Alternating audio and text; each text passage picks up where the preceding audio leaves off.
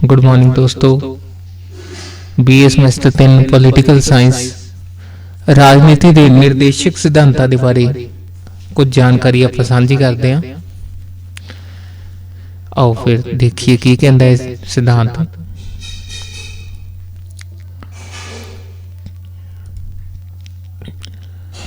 इस पाठ का उद्देश्य राजनीति के निर्देशक सिद्धांतों का आलोचनात्मक अध्ययन और मूल्यांकन करना है। संविधान रचनहारियों ने इस गल का विश्वास सी कि मौलिक अधिकारां राहीं स्थापित किया राजनीतिक लोकतंत्र महत्वहीन हो जाएगा जेकर भारत विच समाजिक ते आर्थिक लोकतंत्र की स्थापना ना की गई। इसलिए उन्होंने निर्देशक सिद्धांतों के रूप विच कुछ अजिहे नियम संविधान के चौथे भाग विच अंकित किए जिन्हां ते अमल करन नाल सही अर्थां विच भारत विच एक कल्याणकारी राज स्थापित हो जाएगा। संविधान लागू करन समय देश के अंदर समाजिक और आर्थिक स्थिति बहुत मजबूत ना होने कारण इन्हां नियमां नूं मौलिक अधिकारां विच शामिल करना संभव नहीं सी। इसलिए यह सिद्धांत निर्देशक सिद्धांतों के रूप विच अंकित किए गए। डॉक्टर अंबेडकर ने इन्हां सिद्धांतों का उद्देश्य दसदे हुए कहा सी, यह कहना व्यर्थ है कि निर्देशक सिद्धांत निर्मूल हन। मेरे विचार अनुसार उन्हां दी वड्डी महत्ता यह है कि इन्हां सिद्धांतों का उद्देश्य भारत विच समाजिक अते आर्थिक इंकलाब लियाउणा है। डॉक्टर राजेंद्र प्रसाद ने बड़े सुंदर शब्दों दे विच कहा सी, राज दी नीति ते निर्देशक सिद्धांतों का उद्देश्य उन्हां साधनां नूं प्रफुल्लित करना है जो वध तों वध जनतक भलाई कर सकन।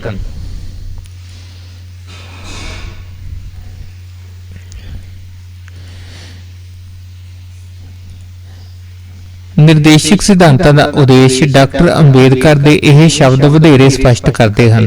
निर्देशक सिद्धांत विशेष करके देश विच समाज के आर्थिक लोकतंत्र कायम करने के उद्देश्य नाल बनाए गए सन। कुछ विशेष जानकारी। स्वतंत्र भारत के संविधान निर्मातावां ने भारत की केंद्रीय सरकार और राज्य सरकारां नूं नीतियां के संबंध कुछ वडमुले निर्देश दिते हैं जिन्हां नूं राज दे नीतियां ते निर्देशक सिद्धांत कहा जाता है। Directive principles of state policy. इन्हां निर्देशक सिद्धांतों का वर्णन संविधान के भाग चौथे विच अनुच्छेद 34 तो 51 अधीन किया गया है। यह निर्देशक सिद्धांत संविधान सभा के संविधानक सलाहकार सर बी एन राव के सुझाव ते संविधान के खरड़े विच शामिल किए गए सन। इन्हां सिद्धांतां नूं संविधान दे विच शामिल करन दी प्रेरणा आयरलैंड के संविधान तो मिली सी, क्योंकि आयरलैंड के संविधान विच यह सिद्धांत मौलिक अधिकारां दे नाल 1937 दे विच अपनाए गए सन। भारतीय संविधान के भाग चौथे विच अंकित राज दी नीति के निर्देशक सिद्धांत साडे देश के मौलिक कानून की एक अनोखी विशेषता है। भावें यह न्याययोग नहीं परंतु अनुच्छेद 37 विच यह स्पष्ट किया गया है कि यह देश के शासन प्रबंध विच मौलिक समझे जान। जिवें संविधान के निर्मातावां ने अनुभव किया सी कि इन्हां अगवाई करन वाले सिद्धांतां नूं संविधान विच अंकित निर्मातावां ने अनुभव किया सी कि इन्हां अगवाई करन वाले सिद्धांतां नूं संविधान विच अंकित करन दा उद्देश्य भारत विच समाजिक ते आर्थिक इंकलाब लियाउणा सी जो सुतंत्रता मिलण उपरंत हाले लियाउणा रहिंदा सी। संविधान के इस भाग का उद्देश्य भारत विच समाजिक ते आर्थिक लोकतंत्र की संभावना के रूप विच दूजा इंकलाब लियाउणा सी। पहले इंकलाब का उद्देश्य सुतंत्रता के रूप विच पूरा हो गया सी। संविधान के अनुच्छेद 36 तो 51 तक अंकित राज की राजनीति के निर्देशक सिद्धांत ਗਾਂਧੀਅਨ ਆਦਰਸ਼ਵਾਦ ਦੀ ਸ਼ੋਅ ਵਾਲਾ ਲੋਕਤੰਤਰੀ ਸਮਾਜਵਾਦ ਦਾ ਫਲਸਫਾ ਨਿਰਧਾਰਿਤ ਕਰਦੇ ਹਨ, ਜੋ ਕਿ ਇਹਨਾਂ ਦੇ ਵਿਸਥਾਰ ਪੂਰਵਕ ਵਰਣਨ ਵਾਲੀ ਸੂਚੀ ਤੋਂ ਸਪਸ਼ਟ ਹੈ। ਅਨੁਛੇਦ ਨੂੰ ਧਾਰਾ ਵੀ ਕਹਿੰਦੇ ਆ। ਧਾਰਾ 38 ਅਨੁਸਾਰ ਰਾਜ ਅਜਿਹੇ ਸਮਾਜ ਨੂੰ ਸਥਾਪਿਤ ਕਰਨ ਦਾ ਯਤਨ ਕਰੇਗਾ ਜਿਸ ਦਾ ਉਦੇਸ਼ ਜਨਤਾ ਦੀ ਭਲਾਈ ਹੋਵੇਗਾ ਅਤੇ ਇਸ ਵਿੱਚ ਰਾਸ਼ਟਰ ਜੀਵਨ ਦੇ ਹਰੇਕ ਖੇਤਰ ਵਿੱਚ ਲੋਕਾਂ ਨੂੰ ਸਮਾਜਿਕ, ਆਰਥਿਕ ਤੇ ਰਾਜਨੀਤਿਕ ਨਿਆਂ ਮਿਲ ਸਕੇਗਾ। 44ਵੀਂ ਸੋਧ ਅਧੀਨ ਇੱਕ ਨਵਾਂ ਨਿਰਦੇਸ਼ਕ ਸਿਧਾਂਤ ਅਨੁਛੇਦ 38 ਦੇ ਵਿੱਚ ਜੋੜਿਆ ਗਿਆ ਹੈ। ਇਸ ਵਿੱਚ ਇਹ ਵਿਵਸਥਾ ਕੀਤੀ ਗਈ ਹੈ ਕਿ ਰਾਜ ਵਿਸ਼ੇਸ਼ ਤੌਰ ਤੇ ਆਮਦਨ ਦੀਆਂ ਅਸਮਾਨਤਾਵਾਂ ਨੂੰ ਘੱਟ ਕਰਨ ਅਤੇ ਨਾ ਕੇਵਲ ਵਿਅਕਤੀਆਂ ਦੇ ਵਿਚਕਾਰ ਸਗੋਂ ਵੱਖ-ਵੱਖ ਖੇਤਰਾਂ ਵਿੱਚ ਰਹਿਣ ਵਾਲੇ ਅਤੇ ਵੱਖ-ਵੱਖ ਧੰਦਿਆਂ ਨੂੰ ਕਰਨ ਵਾਲੇ ਲੋਕਾਂ ਦੇ ਸਮੂਹਾਂ ਵਿਚਕਾਰ ਰੁਤਬੇ, ਸਹੂਲਤਾਂ, ਅਵਸਰਾਂ ਦੀਆਂ ਅਸਮਾਨਤਾਵਾਂ ਵੀ ਦੂਰ ਕਰਨ ਦਾ ਯਤਨ ਕਰੇਗਾ। ਰਿਪੀਟ, ਰਾਜ ਵਿਸ਼ੇਸ਼ ਤੌਰ ਤੇ ਆਮਦਨ ਦੀਆਂ ਅਸਮਾਨਤਾਵਾਂ ਨੂੰ ਘੱਟ ਕਰਨ ਅਤੇ ਨਾ ਕੇਵਲ ਵਿਅਕਤੀਆਂ ਵਿਚਕਾਰ ਸਗੋਂ ਵੱਖ-ਵੱਖ ਖੇਤਰਾਂ ਵਿੱਚ ਰਹਿਣ ਵਾਲੇ ਅਤੇ ਵੱਖ-ਵੱਖ ਧੰਦਿਆਂ ਨੂੰ ਕਰਨ ਵਾਲੇ ਲੋਕਾਂ ਦੇ ਸਮੂਹਾਂ ਵਿਚਕਾਰ ਰੁਤਬੇ, ਸਹੂਲਤਾਂ, ਅਵਸਰਾਂ ਦੀਆਂ ਅਸਮਾਨਤਾਵਾਂ ਨੂੰ ਵੀ ਦੂਰ ਕਰਨ ਦਾ ਯਤਨ ਕਰੇਗਾ। ਪੰਡਿਤ ਨਹਿਰੂ ਦੁਆਰਾ ਅਨੁਭਵ ਕੀਤੇ ਗਏ ਲੋਕਰਾਜੀ ਸਮਾਜਵਾਦ ਦਾ ਫਲਸਫਾ ਅਨੁਛੇਦ 39 ਵਿੱਚ ਅੰਕਿਤ ਹੈ। ਇਸ ਅਨੁਛੇਦ ਅਨੁਸਾਰ ਰਾਜ ਵਿਸ਼ੇਸ਼ ਤੌਰ ਤੇ ਆਪਣੀ ਨੀਤੀ ਦਾ ਨਿਰਦੇਸ਼ਨ ਇਸ ਤਰ੍ਹਾਂ ਕਰੇਗਾ ਕਿ ਨਾਗਰਿਕਾਂ ਨੂੰ ਆਪਣੀ ਰੋਜੀ ਕਮਾਉਣ ਲਈ ਕਾਫੀ ਸਾਧਨ ਪ੍ਰਾਪਤ ਹੋਣ।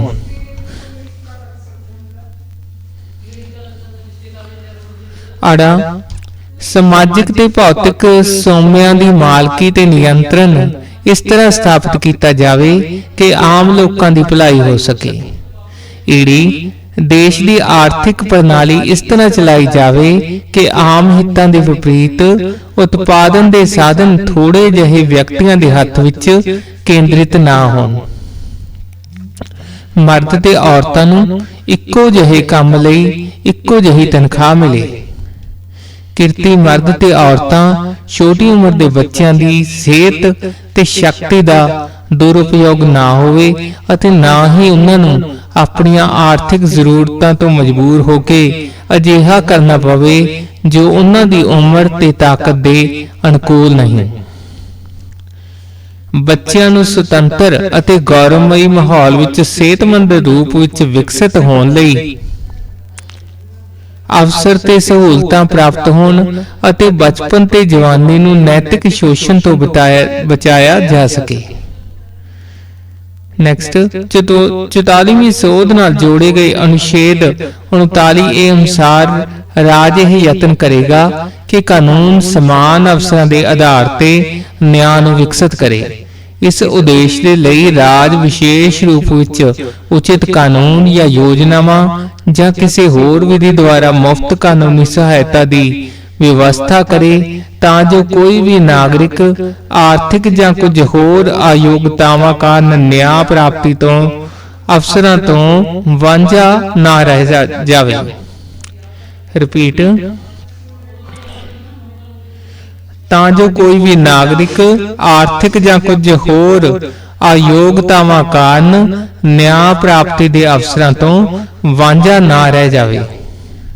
ਅਨੁਛੇਦ 40 ਦੇ ਅਨੁਸਾਰ ਰਾਜ ਅਜਿਹੇ ਕਦਮ ਉਠਾਏਗਾ ਜੋ ਪਿੰਡਾਂ ਵਿੱਚ ਪੰਚਾਇਤਾਂ ਦਾ ਸੰਗਠਨ ਹੋ ਸਕੇ ਅਤੇ ਉਹਨਾਂ ਨੂੰ ਅਜਿਹੀਆਂ ਸ਼ਕਤੀਆਂ ਅਤੇ ਅਧਿਕਾਰ ਪ੍ਰਦਾਨ ਕਰੇਗਾ ਕਿ ਉਹ ਸਥਾਨਕ ਸਰਕਾਰ ਦੀ ਇਕਾਈ ਦੇ ਰੂਪ ਵਿੱਚ ਕੰਮ ਕਰ ਸਕਣ। ਅਨੁਛੇਦ 41 ਅਨੁਸਾਰ ਰਾਜ ਆਪਣੀ ਆਰਥਿਕ ਸਮਰੱਥਾ ਬਣਾਏਗਾ ਤਾਂ ਜੋ ਹਰੇਕ ਨੂੰ ਕੰਮ ਦਾ ਅਧਿਕਾਰ, ਵਿੱਦਿਆ ਦਾ ਅਧਿਕਾਰ ਅਤੇ ਬੇਕਾਰੀ, ਬੁਢਾਪੇ, ਬਿਮਾਰੀ ਅਤੇ ਅੰਗ ਹੋਣ ਦੀ ਸਥਿਤੀ ਦੇ ਵਿੱਚ ਆਰਥਿਕ ਸਹਾਇਤਾ ਪ੍ਰਾਪਤ ਹੋ ਸਕੇ। ਧਾਰਾ 41 ਦੇ ਅਨੁਸਾਰ ਰਾਜ ਕਿਰਤੀਆਂ ਨੂੰ ਨਿਆਂਪੂਰਨ ਅਤੇ ਮਾਨਵੀ ਪਰਿਸਥਿਤੀਆਂ ਅਤੇ ਔਰਤਾਂ ਨੂੰ ਪ੍ਰਸੂਤੀ ਸਹਾਇਤਾ ਦੇਣ ਸੰਬੰਧੀ ਵਿਵਸਥਾ ਕਰੇਗਾ।